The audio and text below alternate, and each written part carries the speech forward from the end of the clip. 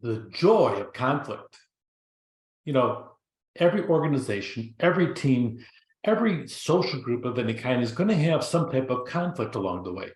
At the core of this isn't so much the way of the conflict, it's how the people work together to sit down and resolve the conflict. That's the crux of it. If you have an organization, in theory, if the goals are well said, hopefully everybody is in line and you're seeking that goal. But no matter what happens, you're going to have the different departments focusing in on their part of the goal as being the ultimate source. This is my job, and you're interfering with my job. I need to finish my work. A lot of times, organizations will break into silos. Human resources, we're the ones that are in charge of the following 17 different things, and you are interfering with number 16. Payroll, we're in charge of this part. You HR, you told us what to do, we're doing it. Now you get out of our business. Marketing, if you guys would just get off our back, we're trying to sell the product and make everybody successful. Manufacturing, those marketing people, they're nuts, so on and so on. You will have conflict because people, a lot of them, good people with every solid intention, they're trying to do the work. Welcome to conflict. Sometimes there's so many negative outcomes. People are so stressed, people so angry, there's turnover. I don't need this. There's politics, there's wasted resources. You have all kinds of different conflict within the team fighting about the outer team. But really, if you can overcome it, you're going to have better decisions. You're going to have people bringing arguments forward. People will question some things you assume to be truth. Ends up, once they question them, you have to stop and think, well, maybe I need to go back and redo that and think about that. There are positive outcomes with the concept of conflict. Stronger team cohesion once you conquer it, but really one of the best things is get something outside the organization and you all focus on that one and view it as threatening. And a lot of times your inner organization comes together. You have two really different kinds of conflict. One is about the task, how to accomplish it. If you have respect for all the partners, you can really get through the process.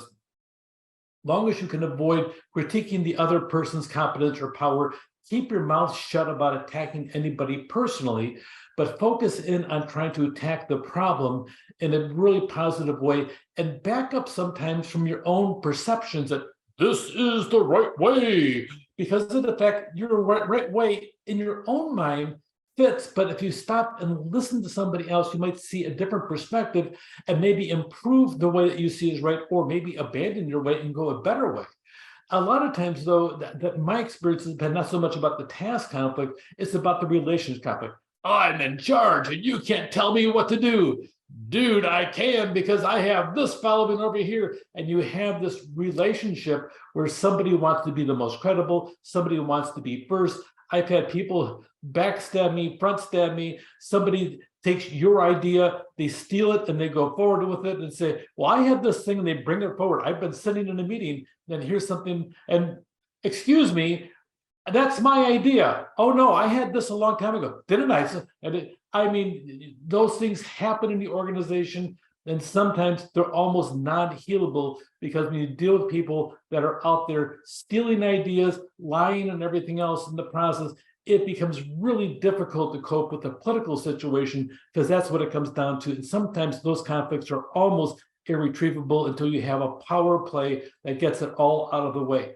Task conflict is conquerable. The personal one, sometimes when you back up and you can see where they're coming from, that's possible. But other times, sometimes the sides just want to dig in and go to brutal warfare with clubs and knives. Not usually, really, except sometimes.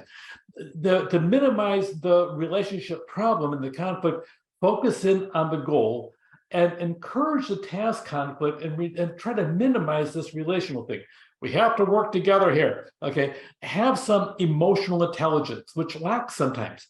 People sometimes shouldn't be in leadership roles because they simply don't have the things they can sit down and put their personal feelings aside and focus in on this is the problem and this is the organization. Sometimes try to reframe the other's hostility into trying to sit down and focus in, trying to see their perspective. Try to build a mutual understanding. Try to work as a team We'll talk about that a little bit more later on and try to have some kind of cohesion because of the fact that even if you have some conflict, even personal conflict, you can find a way out of it. Sometimes even going out on a social basis can help to see the personal aspect of it and just have a dialogue about personalities and what your personal goal is and their personal goals. Sometimes that helps. And sometimes you have the whole aspect of the self-conflict. Here is the sources of conflict. You'll see on the left-hand side, there's incompatible goals, differentiation, scarce resources. Resources are probably the number one task conflict you'll come across. And then you have the conflict escalation as people go through and they'll challenge each other on it. And then you have the manifest conflict where it starts coming forward and people start undermining decisions you make or recommendations that you have. But if you can get through the whole thing, by the time you're done, if you survive the process, you can have some really positive outcomes. If you don't, you're going to have the negative ones, such as lower performance, more stress, less coordination, more politics, more secret meetings in the back room, that type of thing, less team cohesion. If you can get through the conflict, it's a very positive thing. There's one person who was in a leadership role comparable to mine in an organization and went through and he taught a class and he felt that conflict is always good. Get everything out in the open. Well, that's because he talked louder than everybody else and always overtalk anybody and had no ability to hear what anybody had to say. So from his perspective, it was always good because he overrode everybody walking around him, except for those that he couldn't. Then he tried to roll over them and he found out that a lot of times you can't do that. And he wasn't with us very long. But the reality of it comes down to on conflict, the aspect of conflict can be healthy. It can help encourage and build the organization, but it can also sit down and drive things down, because you're so continually bogged down in conflict that something has to give. Structural areas of conflict, incompatible goals. There's different values, different beliefs, experiences. There's an interdependence because all conflict requires interdependence, and the risk of the conflict increases the level of the interdependence. So the more conflict, the more you got to depend on each other. You fight over resources. You don't have a clear rule as to who's in charge of what or what the pathway is supposed to be, what rule is applicable in that situation. So you have to start getting more micromanaged, more policies, more procedures. It bogs down the organization. And then communication problems. Somebody can sit down and say one thing and somebody deliberately misinterprets it to be something else.